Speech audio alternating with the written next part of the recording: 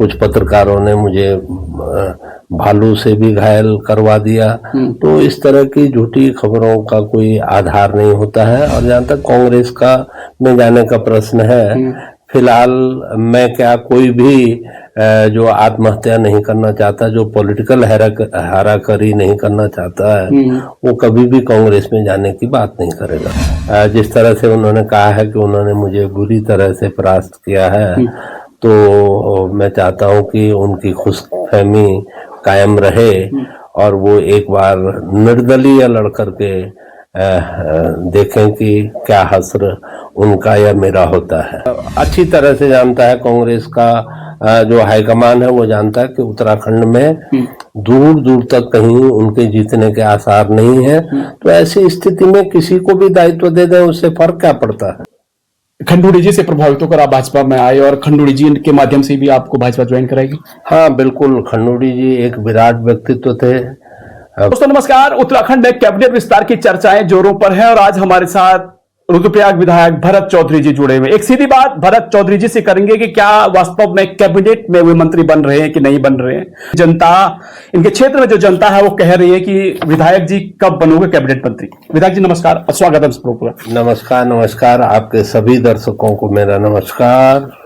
विधायक जी क्या कहना चाहेंगे? आपके क्षेत्र की जनता कह रही है कि विधायक जी कब कैबिनेट मंत्री बनोगे और आपके तमाम छायाचित्र भी हम देख रहे हैं, मुख्यमंत्री जी से मुलाकात आपकी हो रही है, क्या कुछ कहना चाहेंगे?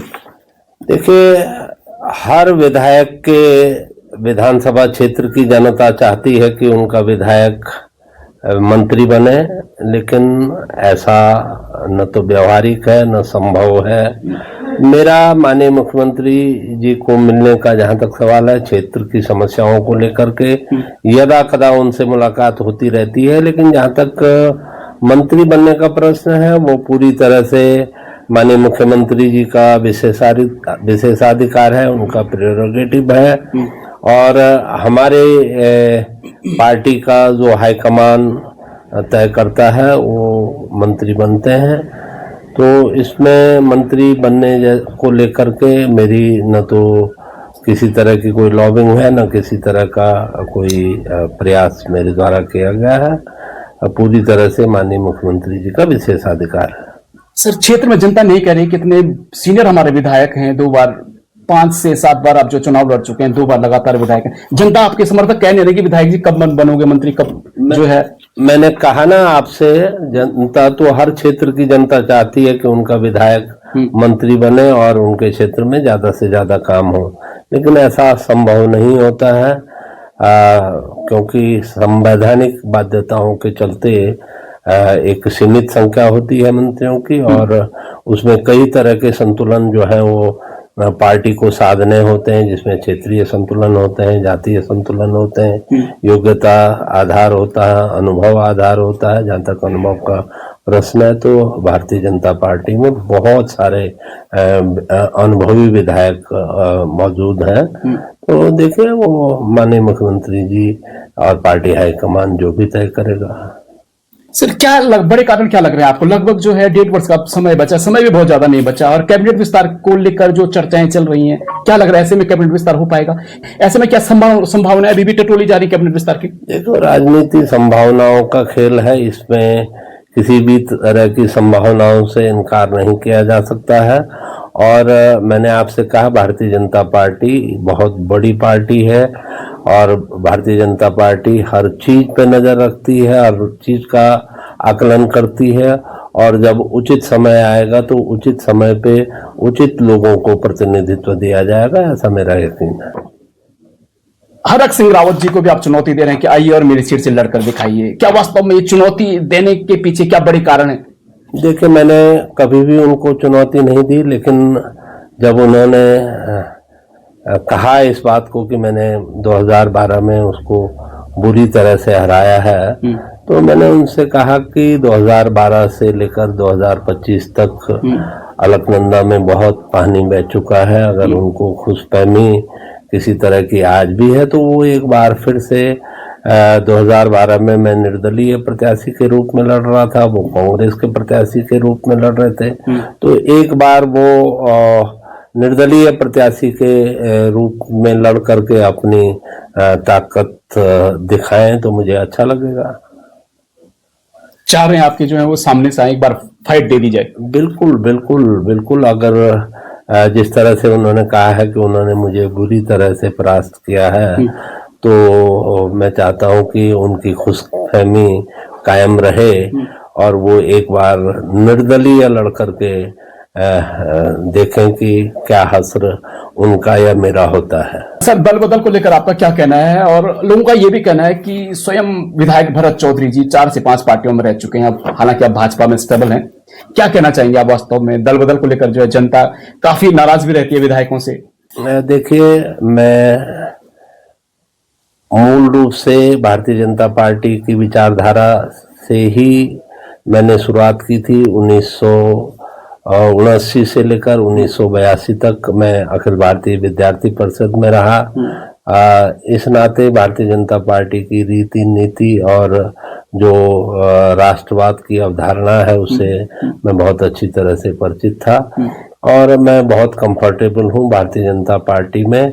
दल बदल का जहां तक प्रश्न है, समय के साथ बहुत सारी चीजें बदलती हैं, विचारधाराएं बदलती हैं और कुछ महापुरुषों के कार्यों से भी जो है चीजें प्रभावित होती हैं। मोदी जी के आने के बाद एक नए राजनीतिक युग का सूत्रपात भारतवर्ष में हुआ और अकेले मैं नहीं, हजारों लाखों और करोड़ों लोग हैं जो मोदी जी की विचारधारा से प्रभावित होकर के भारतीय जनता पार्टी में आए हैं। अच्छा सर, ये भी सुर्खियां हैं कि एक इंटरनली सर्वे भाजपा ने करवाया और उसमें लगभग 25 से 30 विधायक जो हैं चुनाव हार रहे हैं, ऐसी सुर्खियां भी। और इन सुर्खियों को भरत सिंह चौधरी से जोड़कर भी देखा गया, बताया ये गया कि अगर भाजपा से टिकट नहीं मिला तो इस बार भरत चौधरी जो है कांग्रेस का रुख भी कर सकते हैं, क्योंकि दबंग विधायक हैं, 2 बार विधायक रह चुके हैं। ऐसा है, ये सब कपोल कल्पित बातें हैं, इन बातों का कोई औचित्य नहीं होता है। और क्योंकि जिस हिसाब से पत्रकारों की तथा कथित पत्रकारों की संख्या बढ़ रही है, आपने पीछे देखा होगा कि कुछ पत्रकारों ने मुझे भालू से भी घायल करवा दिया। तो इस तरह की झूठी खबरों का कोई आधार नहीं होता है। और जहां तक कांग्रेस का में जाने का प्रश्न है, फिलहाल मैं क्या, कोई भी जो आत्महत्या नहीं करना चाहता, जो पॉलिटिकल हाराकरी नहीं करना चाहता है, वो कभी भी कांग्रेस में जाने की बात नहीं करेगा। चौधरी जी, कांग्रेस में तो रहे हैं आप, महामंत्री कांग्रेस में रहे, तिवारी जी की सरकार में जो है आप चुनाव लड़े, तो कांग्रेस दिल में है कि नहीं, मैं ये जानना चाहता हूं। हालांकि हो सकता है आपकी ऐसे बोलना आजकल मजबूरियां भी हो, क्या दिल में है कि नहीं है कांग्रेस? दिल में होती तो मैं कांग्रेस में होता। मुझे नहीं लगता कि मैंने आपसे कहा चीजें बदलती हैं, परिस्थितियां बदलती हैं और खास तौर पे जो नेता पार्टी को चलाते हैं उनकी विचारधारा से प्रभावित होकर के हम जैसे कार्यकर्ता, निचले स्तर के जो कार्यकर्ता हैं, वो अपना मत निर्धारित करते हैं। तो इस समय कांग्रेस रसातल में जा रही है, डूबता हुआ जहाज है। कोई भी समझदार व्यक्ति इस समय इस तरह की गलती नहीं करेगा कि वो कांग्रेस में जाने की बात अपनी कल्पना में भी लाएगा। अच्छा, कांग्रेस में जो त्रिमूर्ति को जो बड़े दायित्व दिए गए हैं, जिसमें अध्यक्ष गणेश गोदियाल हों, हरक सिंह रावत जी हों और प्रीतम सिंह जी हों, इनको बड़ी जिम्मेदारी दी गई, क्या लग क्या रहा है आपको, ये कांग्रेस को जो है सरकार बना पाएगी कांग्रेस सरकार? बड़ी कौन सी जिम्मेदारी दी गई? उत्तराखंड में किसी न किसी को तो जिम्मेदारी देनी थी। कौन से उनको यूएनओ की जिम्मेदारी दे दी गई जो आप बड़ी जिम्मेदारी बोल रहे हैं? हारना है उत्तराखंड में, हारने के लिए किसी को भी जिम्मेदारी दी जा सकती है, उसमें किसी बड़े और छोटे की क्या आवश्यकता है? बड़े की आवश्यकता जीतने के लिए होती है और कांग्रेस ने ये अच्छी तरह से जानता है, कांग्रेस का जो हाईकमान है वो जानता है कि उत्तराखंड में दूर दूर तक कहीं उनके जीतने के आसार नहीं है। तो ऐसी स्थिति में किसी को भी दायित्व दे दें, उससे फर्क क्या पड़ता है? तो क्या लग रहा है इनको बलि का बकरा बनाया जा रहा है? अब किसी न किसी को देना है, वो पार्टी में है तो उनको जिम्मेदारी दी गई है, उसमें बलि का बकरा जैसी कोई बात नहीं है। कांग्रेस तो कहती है सर कि 40 सीटों पर उन्होंने फोकस किया और 35 से 40 सीटें उनकी आ रही हैं, आकलन भी कर चुके हैं। हाँ, ऐसे तो बिहार में उनकी सरकार बन रही थी और भारत में भी जो आम चुनाव में कांग्रेस की सरकार बन रही थी और ऐसे मुंगेरी लाल के हसीन सपने देखने से सरकारें न तो बनती हैं और न बिगड़ती हैं। भारतीय जनता पार्टी जीतेगी। आपके सामने हरियाणा का उदाहरण है, आपके सामने दिल्ली का उदाहरण है, आपके सामने बिहार का उदाहरण है, और उसके बाद भी किसी को समझ में नहीं आ रहा है, तो उसकी समझ पे मुझे बहुत तरस आ रहा है। 93 में आपने पहली बार विधायक का चुनाव लड़ा था और लगभग जो है 2013 आते आते जो है काफी चुनाव आप लड़ चुके थे। विधायक बनने में जो है भरत सिंह चौधरी को देर क्यों लगे? क्या बड़ा कारण आप मान रहे हैं? सही पार्टी नहीं मिली या फिर सही समय का आप इंतजार कर रहे थे? क्या कुछ बड़े कारण रहे? देखो, कहते हैं कि हर चीज डेस्टाइन है, everything is destine to happen.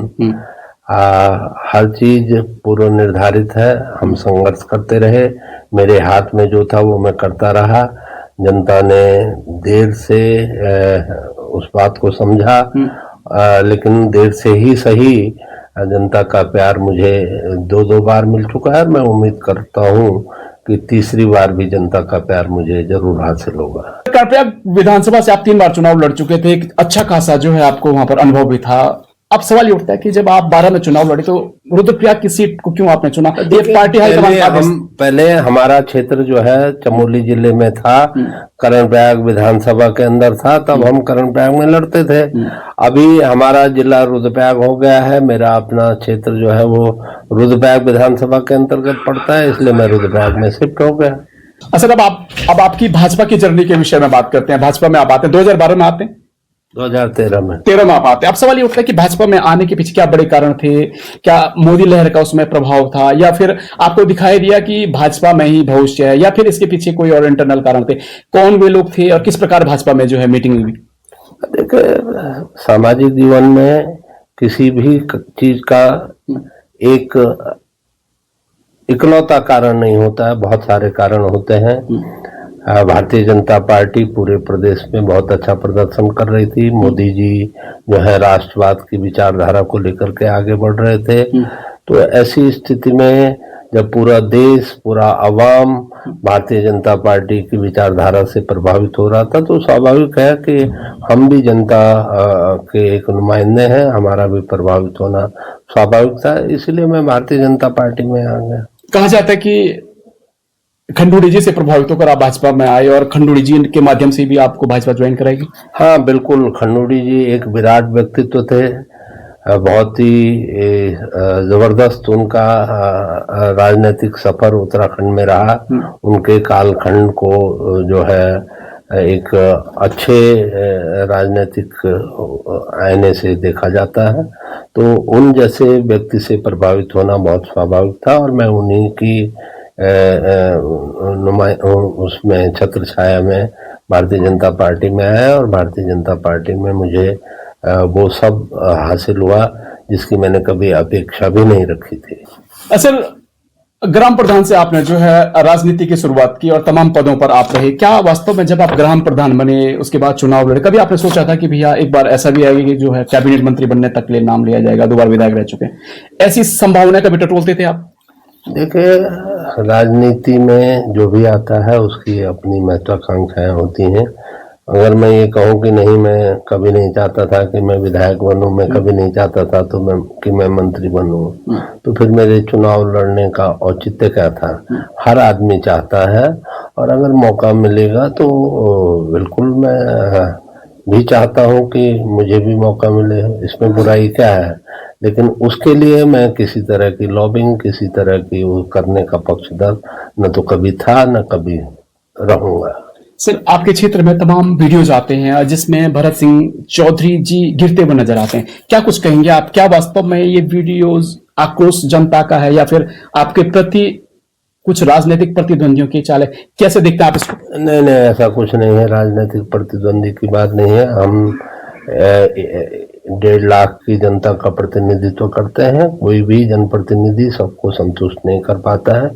कभी उनसे स्वागत भी मिलता है, फूल मालाएं भी मिलती हैं, कभी विरोध भी होता है, लेकिन अगर कहते हैं अपवाद जो है वो नियम नहीं होते हैं। अगर चंद लोग किसी एजेंडे के तहत कहीं पे विरोध करते हुए नजर आते हैं, तो इसका मतलब ये नहीं होता है कि सारे लोग हमारे विरोध में हैं या सारे लोग हमारे समर्थन में हैं।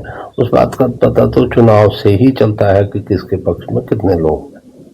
सर 2027 पर बात करते हैं। 2027 को लेकर आपको क्या लगता है, कितनी सीटें भाजपा की आने वाली? और दूसरा सवाल, यदि भाजपा गठबंधन की सरकार बनाती है, ऐसी संभावना आप टटोल रहे हैं? क्योंकि कहा जा रहा है कि फुलफिल मेजोरिटी 2027 में आना किसी भी पार्टी के लिए नामुमकिन। बिल्कुल, ये बात वो लोग बोल रहे हैं जिनको राजनीति की जरा भी समझ नहीं है। भारतीय जनता पार्टी प्रचंड बहुमत के साथ आएगी, जिस तरह से बिहार में आई है, जिस तरह से दिल्ली में आई है, और भारतीय जनता पार्टी अपनी सरकार बनाएगी। क्षेत्रीय दलों के प्रति क्या कहते हैं सर? कुछ लोगों का कहना है कि निर्दलीय और क्षेत्रीय सीटें भी लगभग 4 से 5 लोग जो है चुनाव जीत सकते हैं और किंग मेकर की भूमिका में ये लोग रह सकते हैं। लगता है आपको कि क्षेत्रीय दल उभरेंगे? किस क्षेत्रीय दल की बात कर रहे हैं आप? कौन से क्षेत्रीय दल यहाँ पे हैं? ले दे के एक उत्तराखंड एक जमाने में होता था, उसका भी अब नामो निशान कहीं दिखता नहीं है। उत्तराखंड क्रांति दल जो है आजकल सक्रिय दिख रहा है। 2-4 लोगों के सक्रिय होने से कोई सरकार बनाने की या बिगाड़ने की स्थिति। किंग मेकर तो बन सकते हैं सर। अब सकने के तो कुछ भी हो सकता है, राजनीति से मैंने कहा संभावनाओं का खेल है, लेकिन जो वर्तमान परिदृश्य है उसमें दूर दूर तक कहीं इस बात की संभावना नहीं। तो भाजपा की सरकार बन रही है? बिल्कुल बनेगी, बिल्कुल बनेगी, और प्रचंड बहुमत के साथ बनेगी। रुद्रप्रयाग विधायक भरत चौधरी जी हमारे साथ थे, जिन्होंने सारे सवालों के बेबाकी के साथ जवाब दिए। तो आप देखते रहेगा और जुड़ते रहेगा पर्वत जर्नलिस्ट। धन्यवाद।